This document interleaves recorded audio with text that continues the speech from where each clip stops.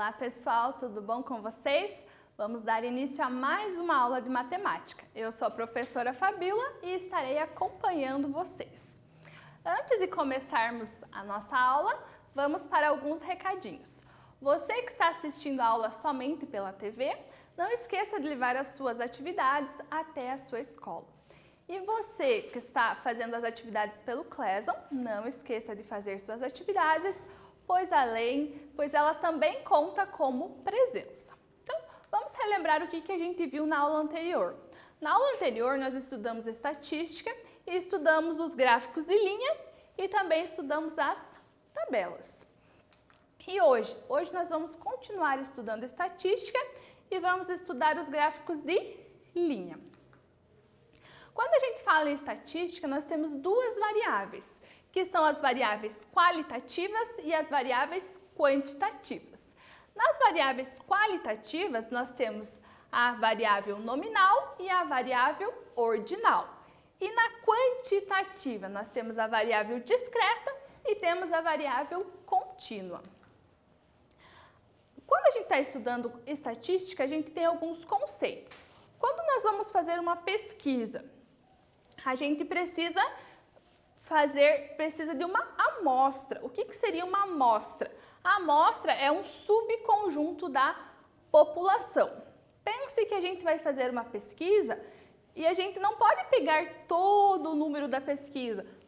A gente não tem condições de pegar todas as pessoas. Dependendo da nossa pesquisa, dependendo do que nós vamos fazer, a gente não pode pegar toda a nossa população. Então, a gente pega um pedacinho dela que a gente chama de amostra. Então, a população seria a coleção completa de todos os elementos a serem estudados. E a amostra seria um pedacinho, ou seja, um subconjunto da nossa população. Então, agora tem um quiz para vocês relacionar as colunas. Vocês vão relacionar quais desses daqui são qualitativa nominal, quais que são qualitativa ordinal, quais que são qualitativa discreta e quais que são qualitativa contínua. Respondam lá que nós já voltamos.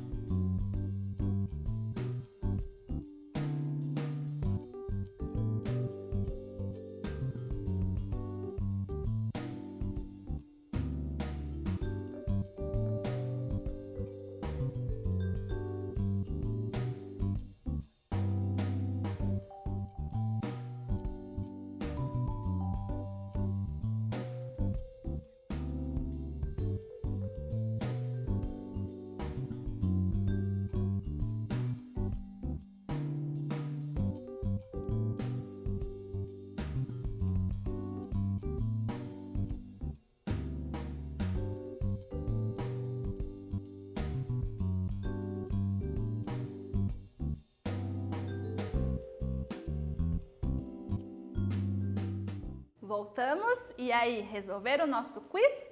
Então, vamos lá. Qualitativa nominal. Quais dessas nossas opções aqui é uma qualitativa nominal?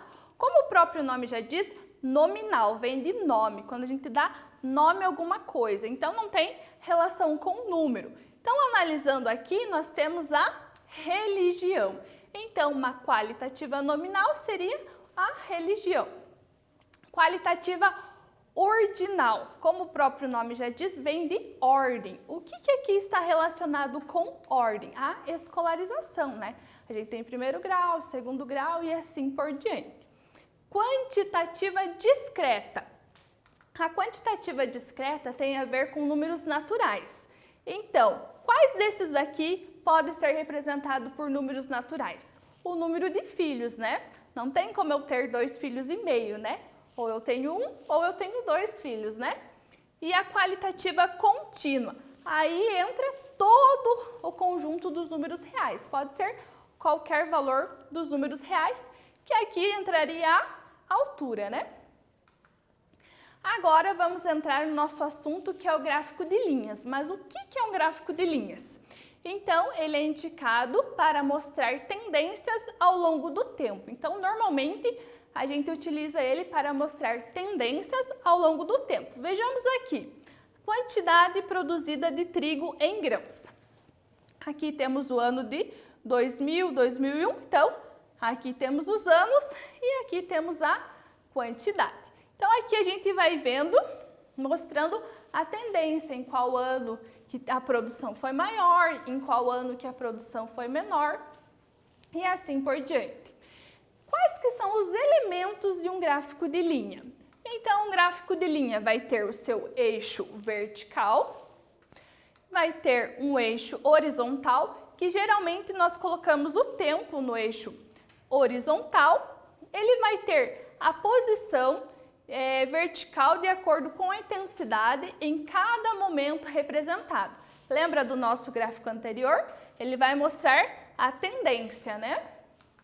E os pontos ligados por linhas. Então, esse daqui é a forma que a gente representa um gráfico de linhas.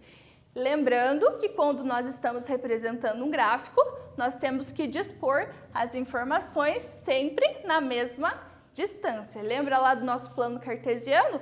Aqui é a mesma coisa. É a mesma coisa que nós estivéssemos fazendo esse gráfico no quadrante número 1 desse plano cartesiano. Os espaços têm que ser sempre os mesmos. Então, vamos lá para um exercício.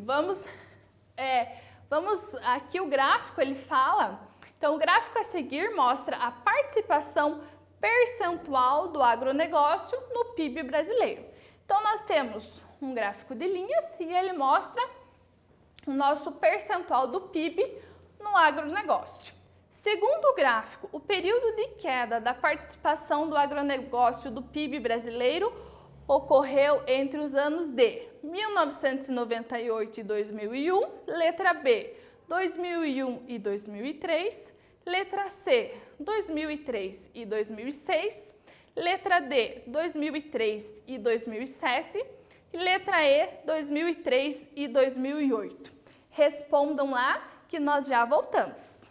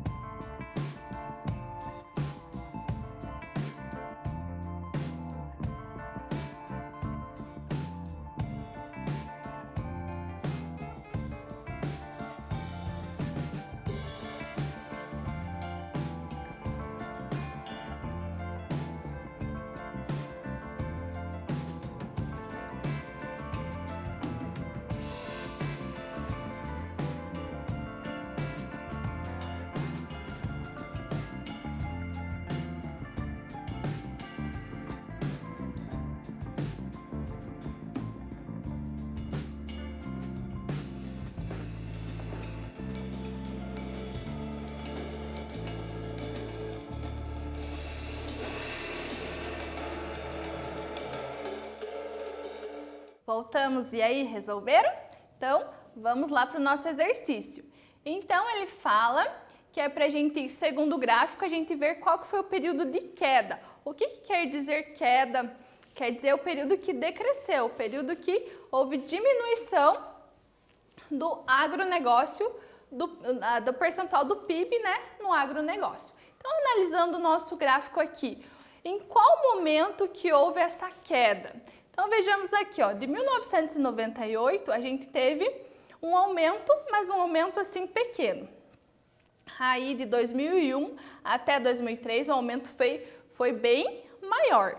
Mas aqui, de 2003 até 2006, houve uma queda, que era o que nós queríamos, o que o exercício estava nos pedindo. Então, qual que é a nossa resposta?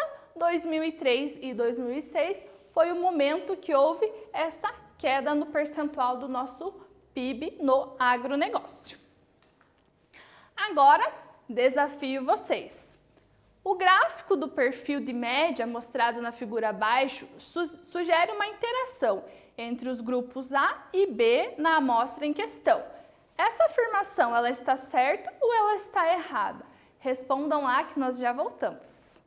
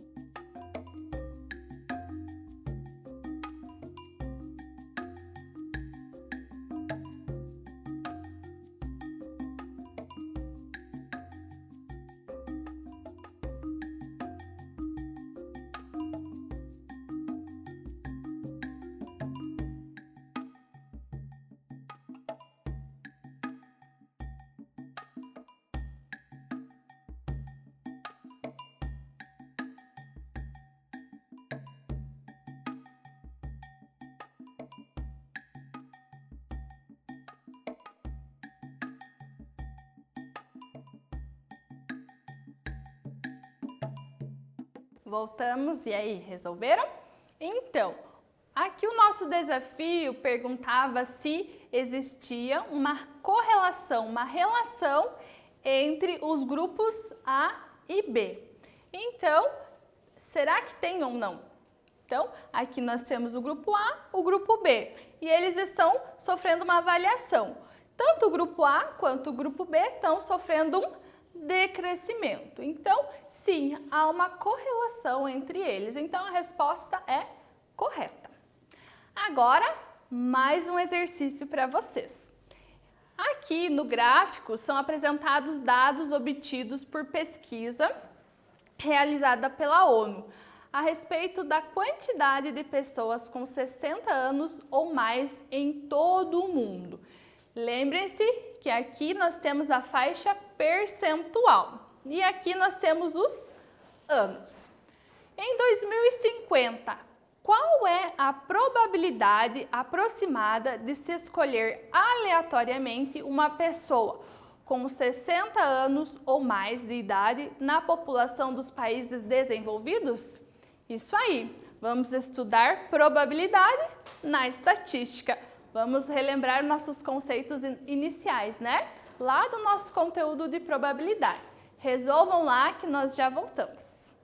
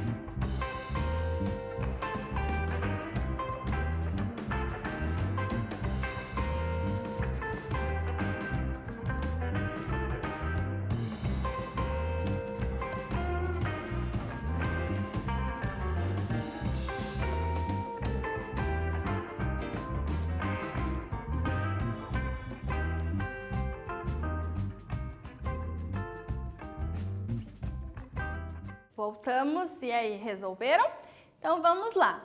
Eu quero saber qual que é a probabilidade que em 2050 eu escolha aleatoriamente uma pessoa com 60 anos ou mais de idade na população dos países desenvolvidos. Então veja aqui, ó, nós temos duas linhas, uma dos países desenvolvidos e uma dos países em desenvolvimento. Eu quero dos países desenvolvidos, então eu vou utilizar esta linha aqui. Aqui eu tenho os anos e aqui na faixa horizontal, vertical, né? Na faixa vertical nós temos o percentual. Vejamos aqui, ó. Aqui eu quero o ano de 2050. Qual que vai ser? Então, nós temos o percentual, está entre 30 e 35. Ele está um pouco abaixo, então vamos pensar, ele está entre 30 e 35, ele está mais próximo do 30 do que do 35. Então, temos mais ou menos 32%. 32% do nosso total de pessoas, que é o nosso 100%, não é mesmo? Então, com a nossa probabilidade, 32 divididos por 100, posso simplificar. 32 e 100 eu posso dividir por 4, 32 divididos por 4 eu tenho 8 e 100 divididos por 4 eu tenho 25. Então, a cada 25 pessoas, 8 pessoas terão mais que 60 anos no ano de 2050. Agora, mais um exercício para vocês resolverem.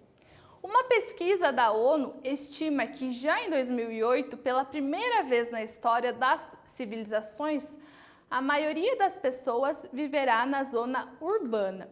De acordo com o gráfico, a população urbana mundial em 2020 corresponderá aproximadamente a quantos bilhões de pessoas? Então, olhem as nossas alternativas e vejam qual valor cabe ao nosso 2020. Respondam lá que nós já voltamos.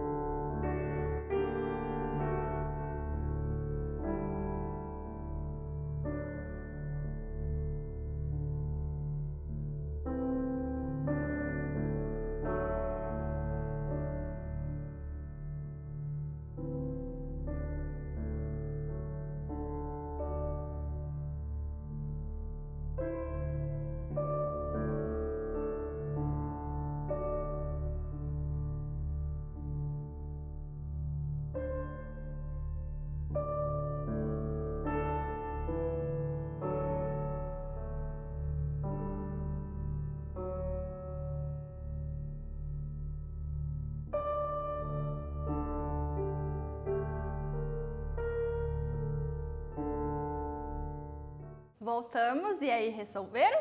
Então, esse daqui era para a gente interpretar o gráfico, pois ele estava faltando um valor e vocês diriam qual o valor que está faltando. E ele está contextualizado com a população urbana mundial em 2020. Eu quero saber qual que vai ser a população aqui no nosso ano que nós estamos, né, em 2020. Então, quais dos valores que cabem aqui? Então, vejamos bem. Aqui ele está crescendo, ele está entre 3,5 e 5. Então, vejamos aqui. 3,70. Será que cabe aqui a nossa resolução? Será que cabe aqui nessa parte do gráfico? Eu acho que não, porque vejamos aqui, ó, esta linha aqui é 4 em bilhões de pessoas, né? Então, 4 bilhões. Então, ele está acima dos 4 bilhões. Então, são valores acima de 4.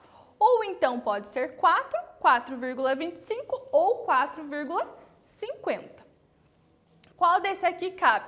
Mas ele não está bem próximo do 4, então o 4 também não é. Agora, será que é o 4,25 ou 4,50? Ele não está bem no meio aqui para colocarmos 4,5.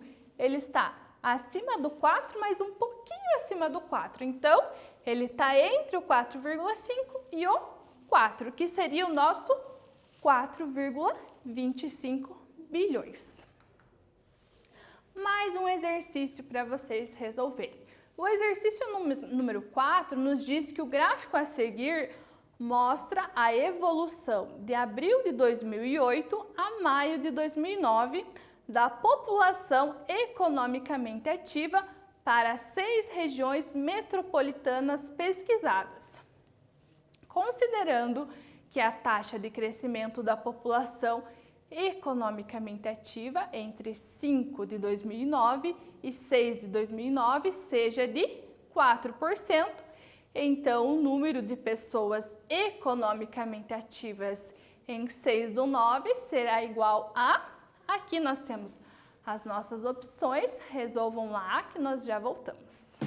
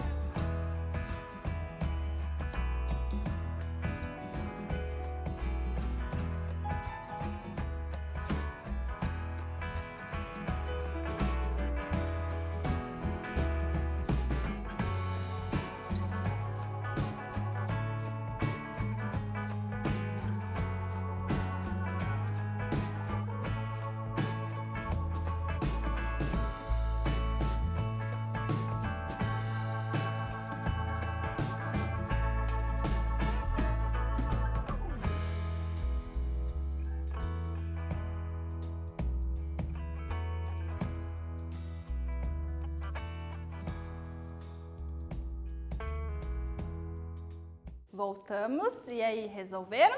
Então, a professora vai reler essa questão com vocês, porque vocês têm que prestar bastante atenção nessa questão, porque ela tem uma pegadinha para vocês. Considerando que a taxa de crescimento da população economicamente ativa, aqui nós estamos falando em ano, 5 de 2009 e 6 de 2009, seja de 4%. Então, o número de pessoas economicamente ativas em 6 do 9 será igual a quanto? Então, vejamos aqui, ó. Aqui a gente tem um 6, mas é 6 do 8. Eu quero saber 6 do 9. É um valor que está fora do nosso gráfico. Então, aqui eu tenho o 5 do 9, que é 23.020, só que está em 1.000 pessoas. Então, nós temos que multiplicar por 1.000 também. E nós queremos descobrir o valor que está fora do gráfico, no 6 do 9. Então, vejamos aqui, ó. A população economicamente ativa em 5 do 9 é de 23.020.000. Por quê? Porque nós multiplicamos por 1.000, né? A taxa de crescimento entre 5 do 9 e 6 do 9 é 4%. Então, vai ser quanto? Como que nós podemos resolver isso? Então, o número de pessoas economicamente ativas em 6 do 9 será de... Como que nós podemos resolver? Com nossa regrinha de 3, porque nós estamos falando em valores proporcionais. Então, nós temos que o 23.020.000 é o nosso valor 100%. E agora, em 6 do 9, teve um aumento de 4%. Então, se aqui é o nosso 100% e teve um aumento de 4%, nós temos 104%. Lembrando que quando nós estamos resolvendo regra de 3, os valores proporcionais devem ficar embaixo. Porcentagem embaixo de porcentagem e quantidade embaixo de quantidade. Então, vamos lá. Como que eu resolvo? Se é diretamente proporcional, eu multiplico em x. 100 vezes x, eu tenho que é 100x. 23.020.000 multiplicado por 104, nossa, dá um número gigante, deixa eu respirar aqui. Dá 2.394.080.000. Agora, o valor que está com o x vai passar dividindo. Então, vejamos aqui. Vamos passar dividindo por 100. Bem tranquilo fazer essa divisão por 100, né? Temos 2 zeros aqui, podemos cortar esses zeros. Então, vai nos resultar em x igual a 23.940.800. Qual que é a resposta correta? A resposta D, que é a 23.940.800. Então, o que nós estudamos até agora? Então, até agora nós aprendemos sobre gráfico de barras, gráfico de linhas e também estudamos tabelas. E na próxima aula, o que nós vamos estudar? Nós vamos estudar estatística, vamos continuar estatística, mas estudando os gráficos de setores. Então, antes de nós terminarmos a nossa aula, não esqueça, você que está fazendo atividade pelo Classroom, não esqueça de fazer a sua atividade para contar como presença. E você que está assistindo as aulas somente pela TV, não esqueça de levar suas atividades até a sua escola. E não esqueça de entrar em contato com o seu professor, ele é seu maior apoio. Quando tiver alguma dúvida, entre em contato com ele que ele vai te ajudar. Beleza? Então, até a próxima aula. Não esqueçam também que nós temos as nossas trilhas de aprendizagem. E caso fique alguma dúvida, vocês podem retornar essa aula. Temos a aula no YouTube, vocês podem ver a aula por lá também, né? Então, caso fique uma dúvida, entrem no YouTube e assistam. Então, até a próxima aula, pessoal!